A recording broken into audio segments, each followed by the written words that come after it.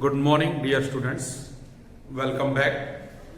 बेटा आज हम स्टार्ट करेंगे अपना next chapter, that is hydrocarbons. इसका नाम है हाइड्रोकार्बन। जैसे कि हम पहले कर चुके हैं, जो कार्बन और हाइड्रोजन से बेटा मिलके बनता है उसे कहा जाता है हाइड्रोकार्बन्स। तो जो जनरल इंट्रोडक्शन बेटा इस चैप्टर की रहेगी वो देखिए क्या है। हम लोग जैसे पहले ये पढ़ चुके हैं भी hydrocarbon is made up by hydrogen and carbon and both these elements that is carbon and hydrogen greatly हम कहते हैं बेटा अंडरगो कंबस्टन।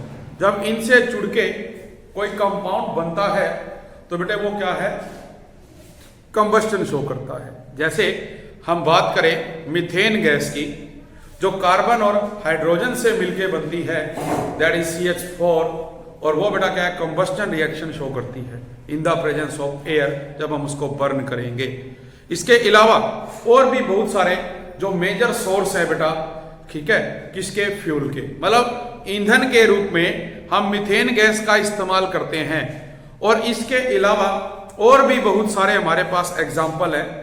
लेकिन अगर बहुत पीछे जाया जाए तो हम देखते हैं भी प्राचीन समय में जो लकड़ी है और कोयला, उसका इस्तेमाल फ्यूल के रूप में किया जाता था।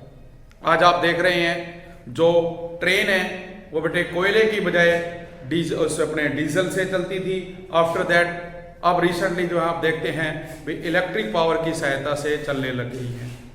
लेकिन पहले क्या था, जो कोयला है उसकी सहायता से भाप बनाकर जो भाप के इंजन है वो चलाए जाते थे। इसी तरह घर में खाना बनाने के लिए या और किसी पर्पज पे लकड़ी का इस्तेमाल किया जाता था।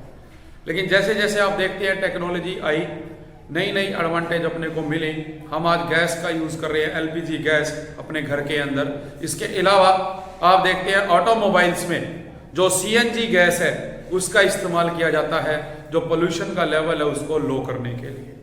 आप देखें भी जब हम क्रूड ऑयल को एक्सट्रैक्ट करते हैं, उसके जो बेटा जो वेल्स होते हैं कुएं, उनमें से तो सबसे पहले जो पेट्रोल है उसको एक्सट्रैक्ट किया जाता है। आफ्टर दैट डीजल, फिर कैरोसिन, और लास्ट में हमें मिलता है कोयला, जिसका इस्तेमाल जो सड़क है वो बनाने के लिए किया जाता है। तो अगर हम ओवरऑल देखें तो बेटा ये जो चैप्टर हमारा है वो कार्बन और हाइड्रोजन से मिलके बना, और आप देखते हैं भी कहीं ना कहीं इनका जो इस्तेमाल है वो हो रहा है। और आप देखेंगे भी अब जो हम ये चैप्टर करेंगे इसमें जो नोमेनक्लेचर है ऑर्गेनिक कंपाउंड का, जो मेथड ऑफ प्रिपरेशन है उनके बारे में स्टडी किया जाएगा, जो कि आप लोग पहले देख के आए हैं। साइक्लिक होता है, एलिसाइक्लिक एटसेट्रा। तो देखिए फर्स्ट पार्ट जो बेटा इस चैप्टर का रहेगा, देखिए इस चैप्टर में जो हम मेनली करेंगे 3 पार्ट करेंगे, अल्केन, अल्कीन, अल्काइन।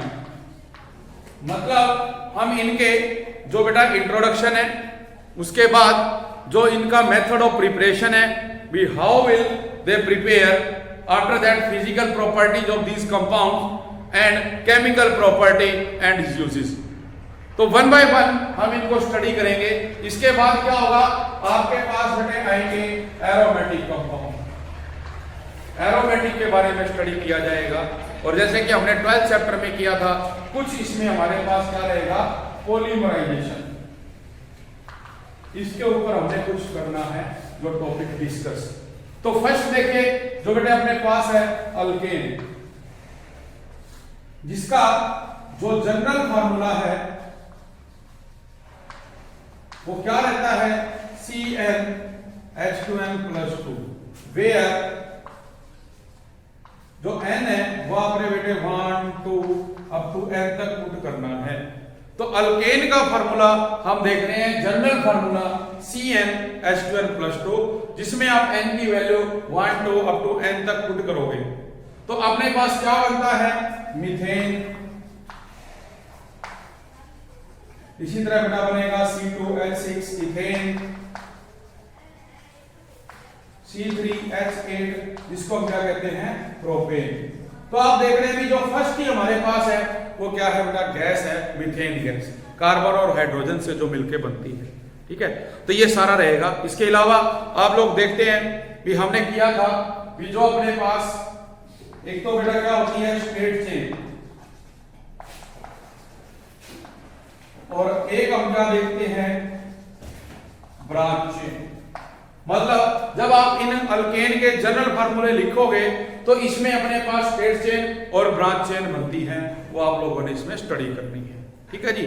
तो ये किस पे डिपेंड करेगा, ये नेचर ऑफ द जो हमारे पास ऑर्गेनिक कंपाउंड है अल्केन, उस पे डिपेंड करेगा वो किस प्रकार का है। तो इसकी सहायता से ही हम क्या कहते हैं, जो पॉसिबल नंबर ऑफ आइसोमर है वो हम क्या करते हैं, इनके लिए बनाते हैं, जैसे कि लास्ट चैप्टर में आप लोगों ने डिस्कस किया। अब आ जाती है बात बेटा structure and nomenclature of alkane की। ठीक है, देखिए नेक्स्ट जो हम करेंगे वो है structure and nomenclature of alkane. देखिए स्ट्रक्चर की अगर बात की जाए, आप देखते हैं भी जो हमारे पास मीथेन है वो क्या है, इस तरह से बेटा ज्योमेट्री शो करता है, इसको हम क्या कहते हैं, टेट्राहेड्रल। क्योंकि कार्बन के सराउंडिंग में हम देखते हैं भी 4 हाइड्रोजन जो बेटे आपके प्रेजेंट है, और जो कार्बन है वो sp3 हाइब्रिडाइजेशन क्या करेगा, शो। कार्बन sp3 हाइब्रिडाइजेशन क्या करता है बेटा, शो करता है। ये चीज अपने को बताई गई है। इसके बाद अगर आपको इसके और स्ट्रक्चर बनाने हो, जैसे कि इस फॉर्म को मैंने ऐसे लिखा, इसी चीज को हम ऐसे भी लिखते, देखो कार्बन है, हाइड्रोजन, इसके साथ आपने देखा था कि हम एक डैश लाइन जो डैश बेस है वो बनाते हैं, और एक क्या होती है, सॉलिड बेस, जो किसकी तरफ होती है, ऑब्जर्वर की तरफ होती है। तो ये डिफरेंट बेटा स्ट्रक्चर्स इसके अंदर बनते हैं जो हम देखेंगे। तो यहां पर देखिए जो रेगुलर जो टेट्राहेड्रल बेटा एक होता है, उसका जो बॉन्ड एंगल है वो 109 डिग्री 28 मिनट होता है, और ये ज्योमेट्री कैसी शो करेगा, 3D। बट हम ऑन द बोर्ड देख रहे हैं भी ये 2D ज्योमेट्री बेटे हमारे पास क्या करेगा, शो कर रहा है। ठीक है जी। इसके बाद जब आप देखेंगे भी जब 2D ज्योमेट्री ये शो करता है तो जो एंगल है बेटे वो कितना रहेगा, 90 डिग्री का। ठीक है, 3D में हम देखते हैं तो आपको मिलेगा 109 डिग्री 28 मिनट, जबकि 2D पे हम जब देखेंगे तो एंगल बेटा आपका 90 डिग्री मिलेगा। इसके बाद बात आती है बेटा नोमेनक्लेचर की। नोमेनक्लेचर में हम लोग लास्ट लेक्चर में उसमें चैप्टर में करके आए हैं भी अपने पास बेटा जो फार्मूला होते हैं, जैसे अपने पास क्या है, word root, that is how many number of carbon present in the chain. तो वो आप क्या करते हो, काउंट करते हो। 1 के लिए मिथ, 2 के लिए इथ, 3 के लिए प्रोप, 4 के लिए ब्यूट, 5 के लिए पेंट, इस तरह से हम उसका यूज करेंगे। तो अपने पास methane, ethane, propane, butane, pentane, hexane, heptane, octane, ये बेटा क्या होते हैं, प्रिपेयर होते हैं।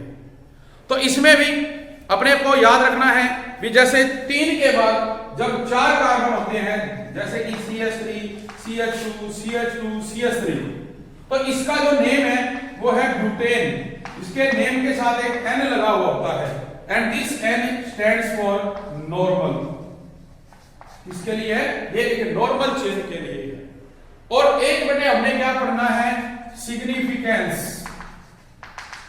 Of iso and neo. भी आइसो और नियो हम कहां यूज करेंगे, तो आप देखेंगे भी जब हमारे पास एक ब्रांच चेन है, और ब्रांच चेन में बेटे जब सेकंड लास्ट कार्बन पे क्या है, एक मिथाइल ग्रुप प्रेजेंट हो, तो हम क्या कहते हैं, उसके वर्ड के आगे आइसो लगाएंगे। और जब उस कार्बन के साथ 2 मिथाइल ग्रुप प्रेजेंट होंगे तो हम क्या करेंगे, नियो का यूज करते हैं। एग्जाम्पल हमारे पास जो रहेगा, एग्जाम्पल है बेटा जैसे कि CH3, CH, CH3, CH2 और ये CH3। ठीक है जी। अब आप देख रहे हैं इस के साथ एक मिथाइल है, तो यहां पे इसके नाम के साथ क्या लगेगा, आइसो। और जब हम आइसो वर्ड यूज करते हैं तो इसमें हमें नंबरिंग नहीं देनी, अब आपने total number of carbon count करने होते हैं। तो टोटल आप देख रहे हैं 1 2 3 4 5 कार्बन है बेटे, तो अब हम इसको क्या नाम देंगे, आइसोपेंटेन नाम देंगे। क्या कहलाएगा, आइसोपेंटेन। और अब इसी चीज को हम देखें कैसे लिखेंगे, CH3, C के साथ 2 मिथाइल ग्रुप है बेटा, आपकी चेन मान लीजिए ये है, और आप इस कार्बन के साथ कर रहे हैं 2 मिथाइल है, तो क्या लगेगा, नियो। और अब टोटल कितने हो गए बेटा, ये 1 2 3 4 5, बन गया, क्या बनेगा, नियोपेंटेन। इसके अंदर हम इसको लिखेंगे, ठीक है जी। तो ये आपका नियोपेंटेन, वो क्या था, आइसोपेंटेन, ये बेटे नाम रहेंगे। इसके अलावा आप लोग कर चुके हैं types of carbon atom in alkanes. क्या कर चुके हैं, types of carbon atoms in alkane, that is primary, secondary और टर्सरी। भी जो कार्बन है वो कितने दूसरे कार्बन के साथ जुड़ा हुआ है, उसके बेस पे हम ये बताते हैं भी वो प्राइमरी है, सेकेंडरी है या टर्सरी है। तो इसके बेस पे भी आपसे बेटा क्वेश्चन पूछा जा सकता है, भी कैलकुलेट कीजिए कितने कार्बन प्राइमरी है, कितने सेकेंडरी है और कितने टर्सरी है, ये चीज इसके अंदर रहेगी। इसके बाद देखिए बेटे, आप लोग देखते हैं, आपको करवाया गया था एक अपने पास भी अल्काइल ग्रुप। अल्काइल ग्रुप का मतलब जब हम डेरिवेटिव कर देते हैं हाइड्रोजन का अल्केन में से, तो अपने पास हम हाइड्रोजन को कम कर देते हैं तो वो अल्काइल ग्रुप बन जाता है। जैसे आपके पास क्या है, मीथेन है CH4, और आप एक हाइड्रोजन कम कर दें तो क्या बनेगा, CH3। इसको नाम क्या देते हो, मिथाइल, और पहले क्या नाम था, मीथेन। इसी तरह से क्या है आपके पास C2H6, जिसको हम क्या कहते हैं, इथेन। लेकिन जब एक हाइड्रोजन कम होगा यह बनेगा C2H5, जिसको क्या नाम दिया जाता है, इथाइल। मतलब एक हाइड्रोजन रिप्लेस करने पे हमने आइल लगा दिया, और फर्दर अगर इसमें से एक हाइड्रोजन और तुम कम कर देते हो, दैट इज C2H4, तो ये क्या बनेगा, इथाइलीन। ठीक है, जैसे ये था एक कम करने पे मिथाइल, और जब एक और कम कर देंगे इसमें CH2, तो क्या नाम आ जाएगा, मिथाइलीन। तो इस तरह से बेटा ये अपने पास बनते हैं जो कि दिए गए हैं आपको, ठीक है। तो इसमें जो इथेन है, एक हाइड्रोजन हम उसमें से कम कर दें प्राइमरी कार्बन पे से, तो क्या बनेगा बेटा, इथाइल ग्रुप बन जाएगा। इसी तरह प्रोपाइल, ब्यूटाइल, पेंटाइल, हेक्साइल, ये सारे ग्रुप जो है बनते हैं। और आप इसमें देखते हैं आइसो भी है और नियो भी होता है। फिर बेटा इसमें जो नेक्स्ट टॉपिक अपना आता है वो है स्ट्रक्चरल आइसोमेरिज्म इन अल्केन्स, जो कि हम लास्ट चैप्टर के अंदर करके आए हैं। भी जो स्ट्रक्चरल आइसोमेरिज्म है वो क्या होते हैं, जिसमें हमने देखा था भी स्ट्रक्चरल आइसोमेरिज्म डिफरेंट टाइप्स का होता है। तो देखिए बेटा इसके अंदर जैसे हमारे पास जो आइसोमेरिज्म इन अल्केन है,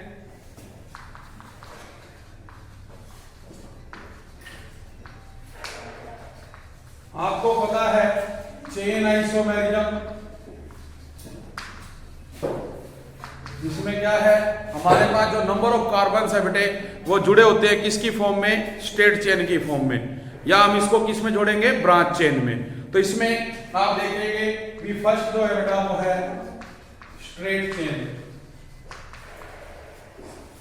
इसमें क्या है, जैसे CH3, CH2, CH2, CH3, N butane, ये इसका एग्जांपल रहेगा स्ट्रेट चेन में।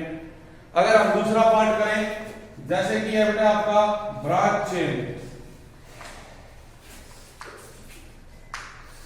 इसमें देखते हैं CH3, CH, CH3, CH3, इसको हम क्या कहेंगे, 1 2 3, 2 मिथाइल प्रोपेन। तो ये क्या है बेटा, पेरेंट चेन है, जिसको हमने कन्वर्ट कर दिया किसमें, ब्रांच चेन में।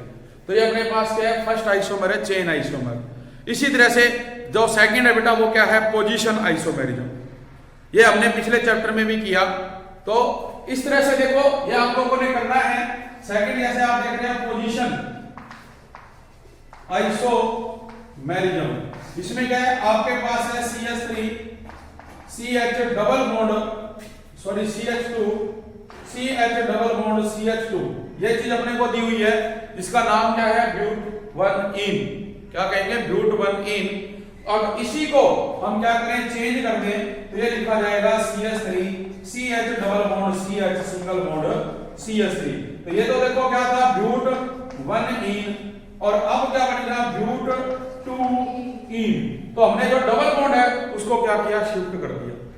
नेक्स्ट इसी तरह से बेटे फंक्शनल आइसोमेरिज्म आ जाएगा अपने पास, जिसमें जो फंक्शनल आइसोमेरिज्म है उसमें आप लोग देखते हैं भी जो फंक्शनल ग्रुप है उसकी पोजीशन हम चेंज कर देते हैं। ठीक है, जैसे थर्ड रहेगा फंक्शनल ग्रुप आइसोमेरिज्म। जैसे आपके पास है CH3 CH2 CHO, इसको नाम दिया जाता है प्रोपेनल। जबकि इसको अगर हम ऐसे लिख दें तो इसका नाम क्या है? प्रोपेनोन। क्या नाम देंगे? प्रोपेनोन। मतलब मॉलिक्यूलर फार्मूला सेम है बट स्ट्रक्चरल फार्मूला डिफरेंट हो गया बेटा। इसी तरह से आप क्या करेंगे? मेटामेरिज्म। इसी तरह बेटे आप करोगे टूटामेरिज्म, और इसके बाद क्या आएगा? Ring chain isomerism. तो इनको आप लोगों ने क्या करना है? स्टडी करना है। ठीक है। इसके बाद नेक्स्ट टॉपिक बेटा देखो जो अपना आता है, that is confirmation of alkane. भी कन्फर्मेशन हमने करनी है अल्केन के लिए। Confirmation of alkane.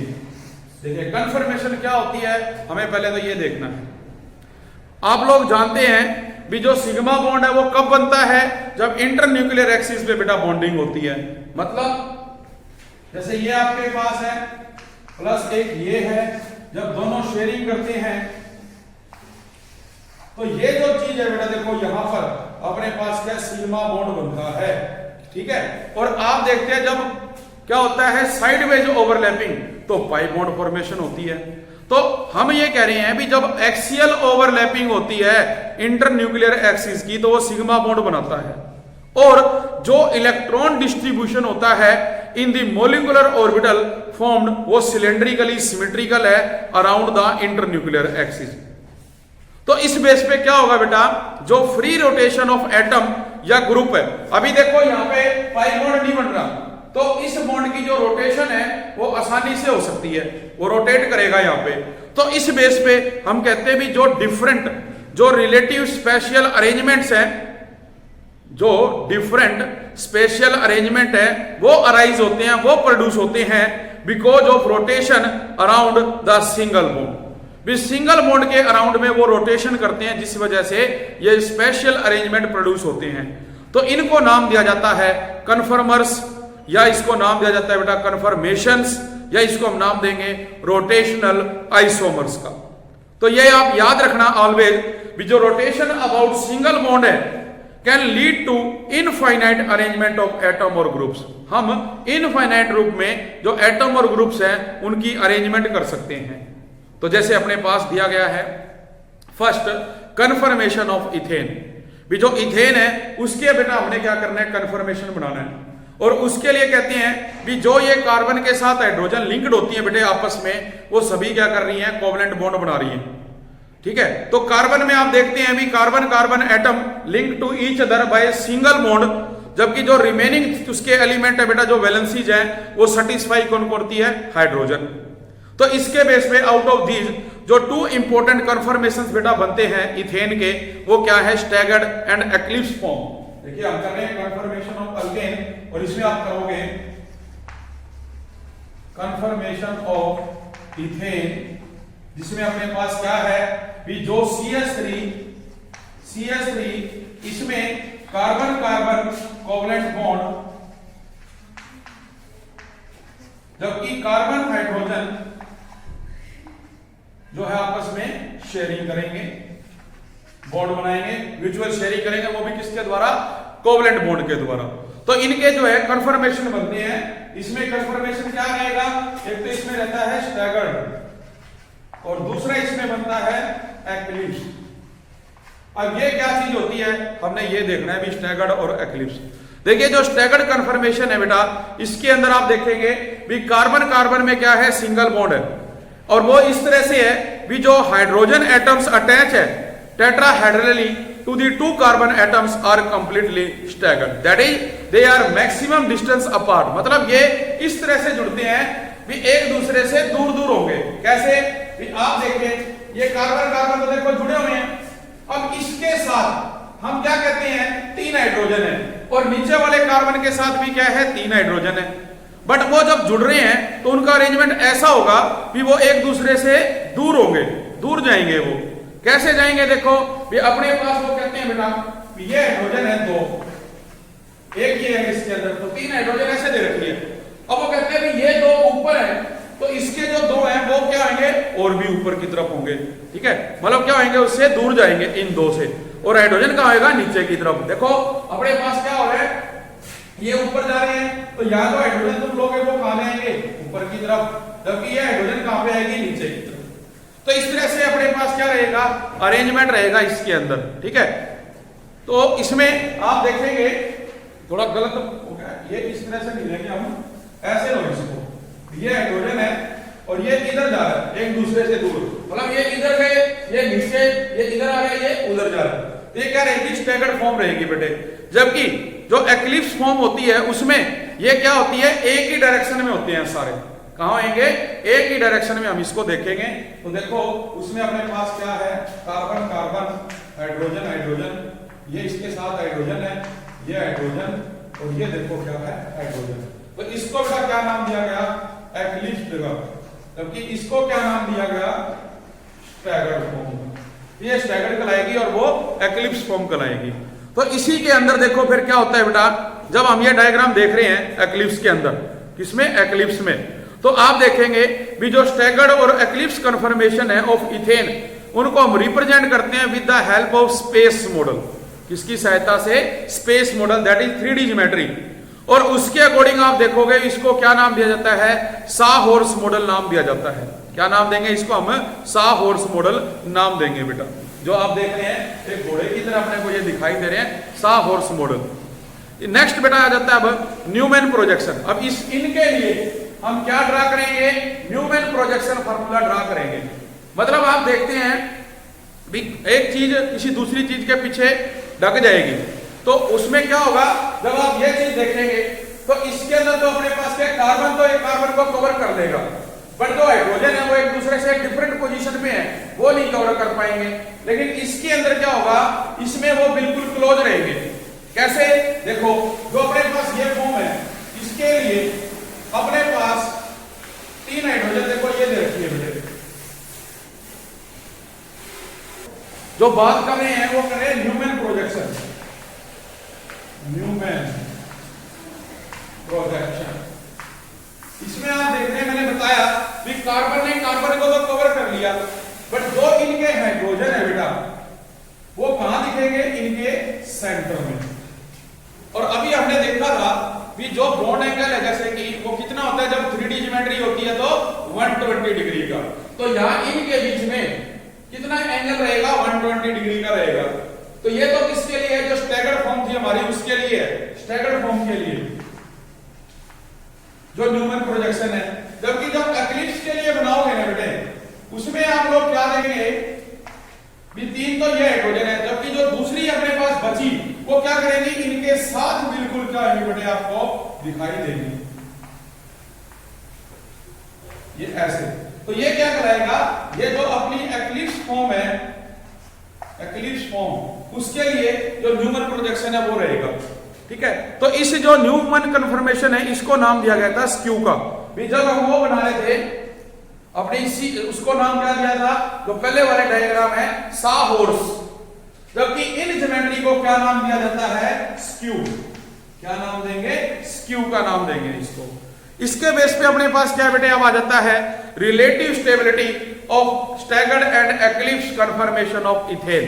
भी हम अगर इसकी स्टेबिलिटी की बात करें तो स्टेबिलिटी में आप क्या देखोगे भी अपने पास एक डायग्राम बनेगा, जिसमें आप क्या देखते हैं भी जो एंगल ऑफ रोटेशन है वो इंक्रीज हो रही है हॉरिजॉन्टली, जबकि वर्टिकली जो पोटेंशियल एनर्जी है वो अपने को दे रखी है। और देखिए जो पोटेंशियल एनर्जी है वो एक्लिप्स फॉर्म की क्या होती है, ज्यादा होती है as compare to staggered form. तो आप देख सकते हैं बुक में जो अपने को डायग्राम बेटा उसने दिया है, उसमें अपने पास ये बीच में एक लाइन दी है जो कि 0 दे रखी है पोटेंशियल एनर्जी के लिए। यहां हम क्या कह रहे हैं, एंगल ऑफ रोटेशन, ये क्या है, पोटेंशियल एनर्जी। तो देखो जो एक्लिप्स फॉर्म है वो इसने अपने को यहां दिखा रखी है,